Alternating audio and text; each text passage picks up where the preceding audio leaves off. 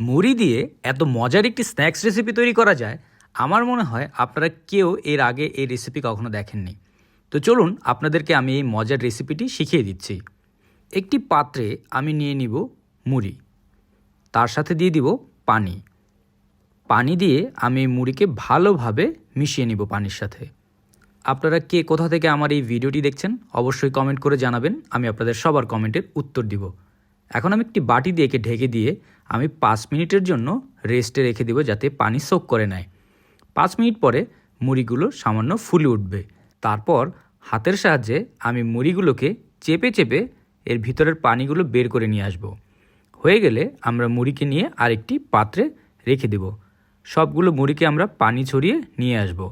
এরপর এর উপরে আমি দিয়ে দিব চালের গুঁড়ো, তার সাথে দিয়ে দিব একটু টক দই, এরপর দিয়ে দিব ধনিয়া পাতা, পেঁয়াজ কুচি করে কাটা, বেকিং সোডা, সামান্য লবণ, আদা, রসুনের গুঁড়া, জিরা, চিলি ফ্লেক্স। এরপর এই সবগুলো উপকরণকে একসাথে আমি ভালোভাবে মিক্স করে নিব। খেয়াল রাখবেন যাতে কোনো অংশ বাদ পড়ে না যায়, সবগুলো উপকরণ একসাথে ভালোভাবে মিক্স হয়ে যায়। আপনি চাইলে আপনার পছন্দের কোনো ভেজিটেবল এর ভিতরে দিতে পারেন, তবে কুচি কুচি করে কেটে এর ভিতরে দিতে হবে। মিক্স করা হয়ে গেছে, তো আমি হাতে সামান্য তেল লাগিয়ে আমি সামান্য অংশ নিয়ে নিচ্ছি হাতে। এরপর আমি একে দিয়ে একটি গোলাকৃতির ডোনাটের মতো একটি শেপ দেওয়ার চেষ্টা করব। এই শেপ দেওয়ার কারণ হচ্ছে দেখতে সুন্দর লাগার জন্য। আপনি এমন শেপ না দিলেও এর টেস্ট সেম থাকবে। তো আমি ডোনাটের মতো বানিয়ে একে মিডিয়াম গরম তেলের ভিতরে ছেড়ে দিচ্ছি। সবগুলোকে আমি মিডিয়াম গরম তেলের ভিতরে ছেড়ে দিব। এরপর আমরা কিছুক্ষণ একে ভেজে নিব। এক পাশ কিছুক্ষণ ভাজার পরে আমরা সবগুলোকে একে একে উল্টে দিব। উল্টে আমরা অন্য পাশ ভাজবো যতক্ষণ পর্যন্ত এর গায়ের রং গোল্ডেন ব্রাউন কালার না হয়ে যায়।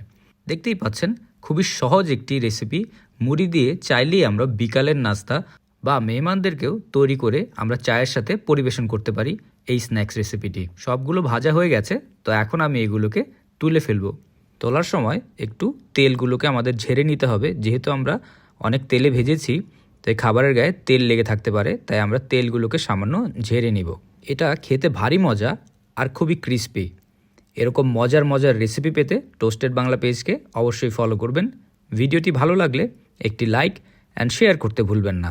কেউ যদি এই রেসিপিটি ট্রাই করে থাকেন অবশ্যই কমেন্ট করে জানাবেন আপনার কেমন লাগলো। আমার তো খেতে খুবই ভালো লেগেছে, আশা করি আপনাদেরও ভালো লাগবে। সবাই ভালো থাকবেন, সুস্থ থাকবেন আর মজাদার খাবার ঘরে তৈরি করে খাবেন।